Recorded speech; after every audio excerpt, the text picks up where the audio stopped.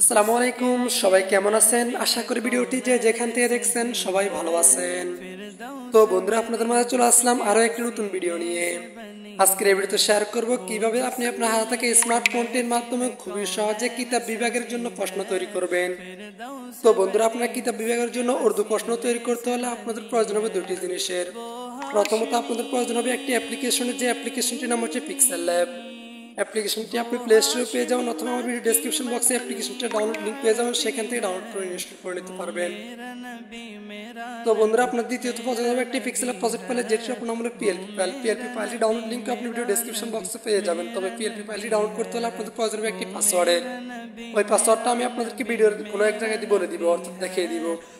তো বন্ধুরা, চলুন আর কথা না বাড়িয়ে ভিডিও মূল কাজে যাওয়া যাক। তো বন্ধুরা, আমি ভিডিওর মূল কাজে চলে আসলাম। আপনারা প্রশ্ন ডিজাইনটি তৈরি করতে হলে আপনারা যে প্লে স্টোর থেকে পিক্সেল অ্যাপ্লিকেশনটি ইনস্টল করেছেন অথবা আমার ভিডিও ডেসক্রিপশন বক্স থেকে যে পিক্সেল অ্যাপ্লিকেশনটি ডাউনলোড করে ইনস্টল করছেন, সেই পিক্সেল অ্যাপ্লিকেশনটি ওপেন করবেন।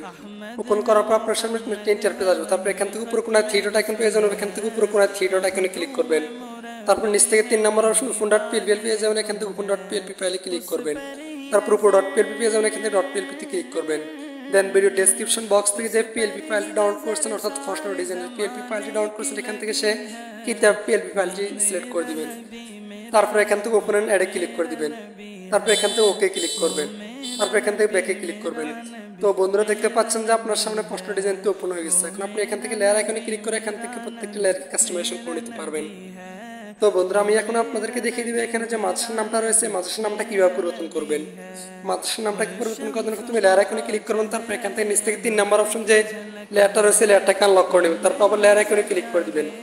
এখন এই যে মাদ্রাসার নামটা রয়েছে, মাদ্রাসার নামটার উপর ডাবল ক্লিক করে দিবেন। তারপর এখান থেকে মাদ্রাসার নামটাকে রিমুভ করে দিবেন। তারপর এখান থেকে আপনি আপনার প্রতিষ্ঠান নাম অর্থাৎ মাদ্রাসার নামটা দিয়ে দিবেন। সাপোজ এখানে আমি একটা নাম দিচ্ছি।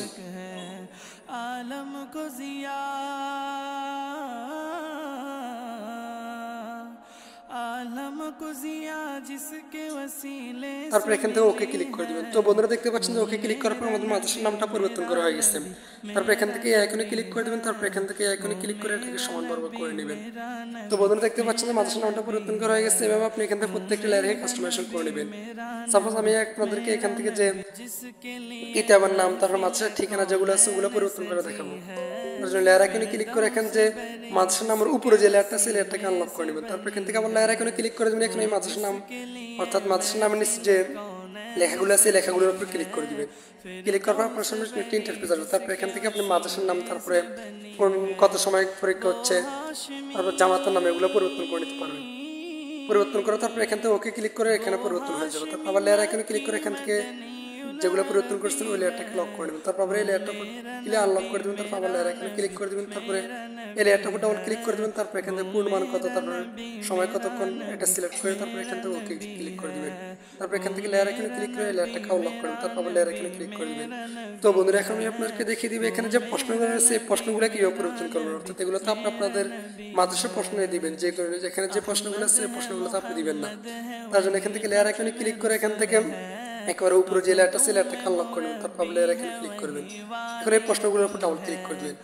ক্লিক করে দেওয়ার পর আপনার সামনে ইন্টারফেস আসবে। তারপরে এখানে আপনি আলিফ যে প্রশ্নটা রয়েছে, আপনি এখান থেকে এই আলিফের প্রশ্নটাকে ইউজ করে আপনি এখান থেকে আপনার প্রশ্নটা দিবেন, অর্থাৎ আপনি যে প্রশ্নটা করতে চান আর কি ওই প্রশ্নটা দিবেন। তারপর এখান থেকে আপনি এই প্রশ্নতে আপনি কত মার্ক দিতে চাচ্ছেন ওই মার্কটা এখানে দিবেন। তারপরে এই প্রশ্নটা কি পহলা সোয়াল, তারপরে দোসরা সোয়াল, তেসরা সোয়াল, ওগুলো হচ্ছে আপনি কত নাম্বার প্রশ্ন দিচ্ছেন ওটা দেখিয়ে দিবেন।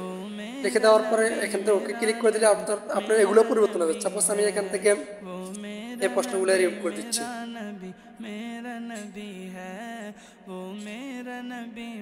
তারপর এখান থেকে ওকে ক্লিক করছি। ওকে ক্লিক করে দেওয়ার পর আমাদের যে নিচের প্রশ্নগুলো রয়েছে ওই প্রশ্নগুলো রিমুভ হয়ে গেছে। অর্থাৎ আপনি এভাবে প্রশ্নগুলো অ্যাড করবেন, আপনি এখান থেকে অ্যাড করতে পারেন। অর্থাৎ সাপোজ আমি এখান থেকে আরেকটা কপি করে দিচ্ছি। তারপরে এখান থেকে কপি করে এখানে পেস্ট করে দিবেন।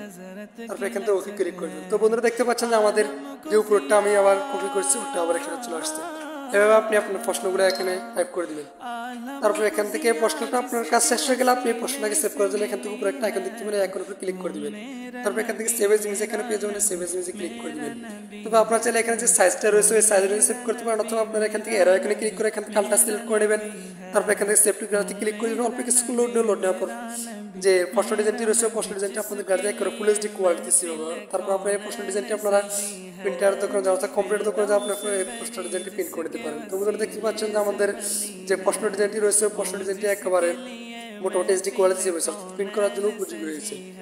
তো বন্ধুরা এই প্রশ্ন ডিজাইনটি আপনারা ডাউনলোড করতে, অর্থাৎ যে পাসওয়ার্ডটা হচ্ছে ওই পাসওয়ার্ড হলো এটা, অর্থাৎ RASHID অর্থাৎ রাশিদ, আমার নামে দিয়েছিলাম আর কি পাসওয়ার্ড। এই পাসওয়ার্ডটা আপনারা দিলে আপনাদের যে প্রজেক্ট ফাইলটা রয়েছে প্রজেক্ট ফাইলটা ওপেন হয়ে যাবে। তারপর আপনারা সেখান থেকে প্রজেক্ট ফাইলটা ডাউনলোড করে নেবেন। তো বন্ধুরা আমাদের আজকে ভিডিওটি পর্যন্ত, দেখা হবে পরবর্তী কোনো নতুন ভিডিওতে। ততক্ষণ পর্যন্ত সবাই ভালো থাকবেন, সুস্থ থাকবেন। আল্লাহ হাফেজ।